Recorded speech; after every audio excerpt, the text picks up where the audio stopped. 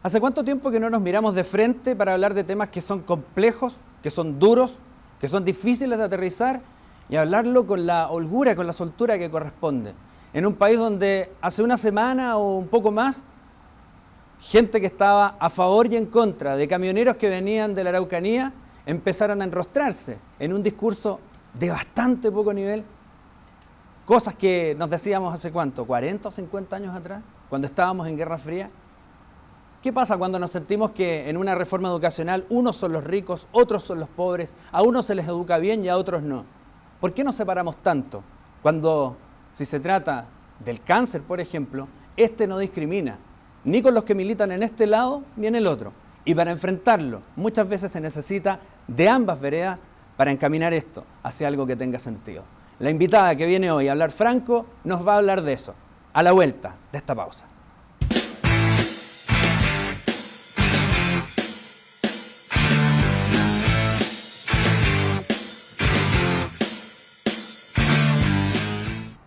No es fácil el capítulo de hoy porque uno de pronto dice hablar del cáncer, que es lo que yo les decía en la introducción del programa.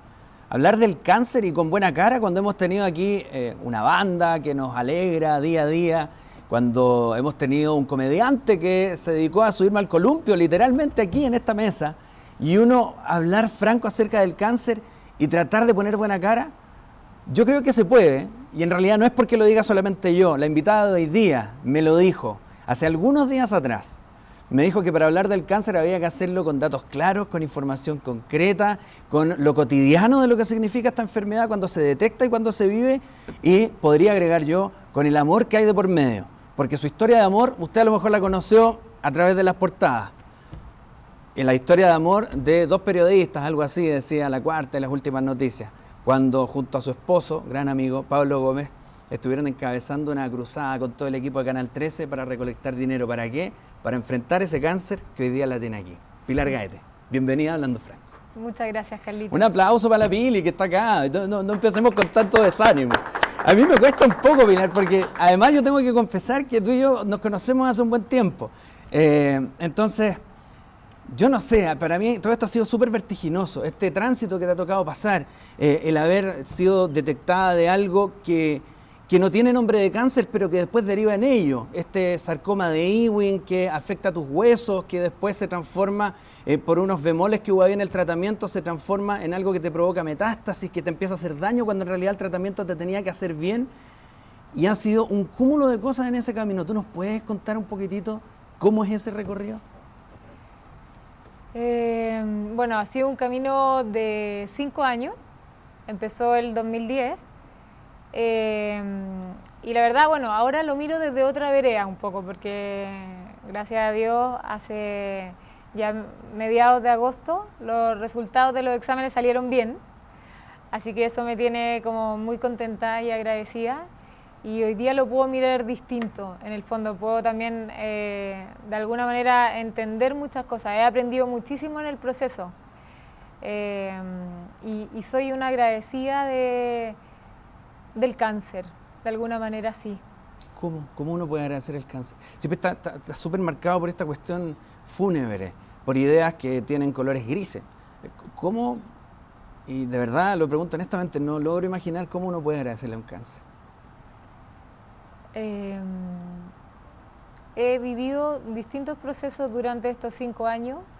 He conocido a gente maravillosa, gente que ya varios de ellos no están, que fueron amigos míos y que estaban también en tratamiento, pero también he tenido la suerte, o la bendición más bien, de conocer a doctores increíbles en la parte profesional y humana. Y de alguna manera creo que todo lo que nos pasa tiene un sentido, tiene un para qué. Y yo soy muy distinta a la Pilar de antes del cáncer y después del cáncer. 2010 comenzó este camino, ¿cierto? Sí. ¿La Pilar del 2009 o del día anterior era muy distinta? De antes del cáncer, la verdad. ¿Cómo era esa Pili? En algunos momentos no tenía muy claro para dónde iba, y creo que de alguna manera el cáncer fue como un cable a tierra, fue como un anclarse. y entonces de alguna manera le agradezco, a pesar de lo difícil que ha sido, a pesar de lo doloroso, y de momentos donde me he visto de verdad en el suelo, como hincada de rodillas pidiéndole a Dios que me ayude, porque la verdad es que la muerte está muy presente. O sea, había momentos en que yo me acostaba y estaba segura que el otro día no iba a despertar. ¿Y lo compartías eso? Sí. ¿Con quién te acostabas? ¿Tú te acostabas con Pablo? ¿Iban a dormir como una pareja que ha pasado un día agitado y que de pronto cada uno tiene sus propios rollos en su cabeza? ¿Tú le decías, Pablo, yo siento que mañana puedo no despertar? Sí. ¿Y lo dices consciente en ese minuto de la magnitud de esa frase?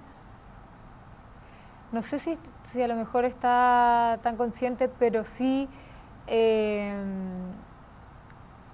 alguna manera antes yo era más reservada para mis cosas. Como que me caracterizaba por escuchar mucho más a los demás o estar más al servicio de otros, y tal vez me postergaba un poco. Entonces también el cáncer me ha ayudado a expresarme. Si bien soy periodista, pero es muy distinto expresar cosas de otros, y uno tal vez se acostumbra a expresar más cosas de otros, de informar cosas que están pasando con otras personas, pero uno, de hecho he conocido a muchos periodistas que son más tímidos de lo que uno pudiera pensar. Claro. Entonces he podido, como te decía, expresarme mejor, decir lo que siento. Pero en ese minuto es fuerte el titular, si ya que lo estamos poniendo en términos periodísticos, es fuerte lo que tú le dices. ¿Cómo reacciona Pablo ante una cosa como esa? Mira, la verdad que Pablo, en el fondo, de alguna manera, lo que él me cuenta es que también se aguantaba mucho, o sea, intentaba estar bien para mí.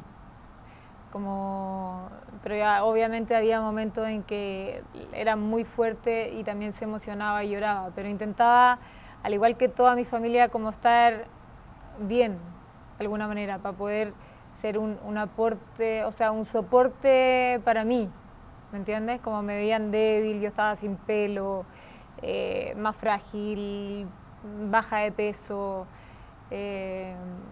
y con este tema que el cáncer iba, volvía, y entre medio de un accidente en auto, entonces como querían verme bien. Pero además de lo que los demás querían, que me imagino que es positivo, porque siempre uno quiere algo bueno para su gente que está cerca, pero en ti no provocaba una expectativa que de pronto te hacía una carga más, una mochila más, el querer verlos a ellos no sufriendo con tu sufrimiento. Me pasó un poco al principio, nah. Pero después no fue así, porque en el fondo el cáncer también me dio mucha fuerza. Me dio mucha fuerza para decir, en verdad yo quiero estar bien, como que lo vi como una nueva oportunidad, porque yo me podría haber muerto hace mucho rato y el cáncer podría haber sido terminal y no haberme dado oportunidad. Yo en el fondo llevo 5 años que para un paciente con cáncer de verdad que es una enormidad. Entonces, en verdad para mí ha sido una oportunidad y una oportunidad tras otra. Entonces, de alguna manera se compensa todas esas ganas de vivir, como que estar tan cerca de la muerte, de enfrentarme como cara a cara con ella, pude hablarle y decirle que en verdad yo me quiero aferrar a la vida, como que yo quiero seguir sirviendo acá, como que si estoy acá es por algo y tiene algún sentido que yo esté acá. De hecho, que estés aquí justamente hoy día, hablando franco sobre el cáncer, tiene un sentido, porque tú me decías, yo tengo ganas de dejar algo, de devolver la mano con algo. De pronto quienes nos están viendo ahora dicen, no sé, a través de un tablet en su oficina, a través de un computador o como sea, pueden estar diciendo, bueno ya, pero el cáncer está tan presente en tantas personas. Lamentablemente está tan presente. Y tú me decías, de pronto hay cosas que uno puede aconsejar con las que te puedes anticipar para que no llegue en un estado, en una etapa en la que sea más letal y ya no tenga sentido el tratamiento. Y yo quiero decir eso. Y a mí me parece súper relevante y te celebro que hoy día estés con nosotros, además de agradecerte, porque siento que ese tipo de cosas tu historia puede ser el reflejo de historias de otras personas. Y me pregunto, por ejemplo, por mi lado, yo en algún momento habría dicho cáncer de mierda, ¿cuándo? ¿Cuándo te vas de acá? Ya no con esa compostura como de, bueno, sí, hay que enfrentar esto y qué sé yo. ¿Nunca mandaste a la mierda al cáncer? Sí, sí. muchas veces. Y también, porque a mí, ¿y cuándo me voy a mejorar? Porque en verdad era eterno el proceso. Iba, volvía, accidente de por medio, en verdad, y además que era imposible para mí poder planificarme. O sea, yo no sabía si iba a estar viva el día siguiente. Entonces, todo el mundo me decía, oye, juntémonos la próxima semana. Chuta, veamos. En verdad no me puedo comprometer contigo. ¿Cachai? Porque, no sé, pues si tú me dices, piensa en marzo del próximo año, no sé, demasiado lejos para mí. Como que también aprendí un poco, aprendí a vivir el día a día, a disfrutar los momentos. Porque no sabía cuánto iba a durar. ¿Me entiendes? ¿Y los que estaban al lado tuyo aprendieron a planificar a corto también? Más que a planificar, a vivir el tiempo que tenían. Al principio les costaba un poco, Yeah. porque todo el mundo anda un poco más acelerado y como planificando y un poco rápido, y yo un poco estaba al revés, como más tranquila, no estaba trabajando, me daba el tiempo para llamar a mis amigos, para saber cómo estaban, porque en el fondo tenía más tiempo para dedicarme a lo importante también, para como poder desconectarme un poco de esta rapidez y como volver a conectarme conmigo y con mis personas queridas.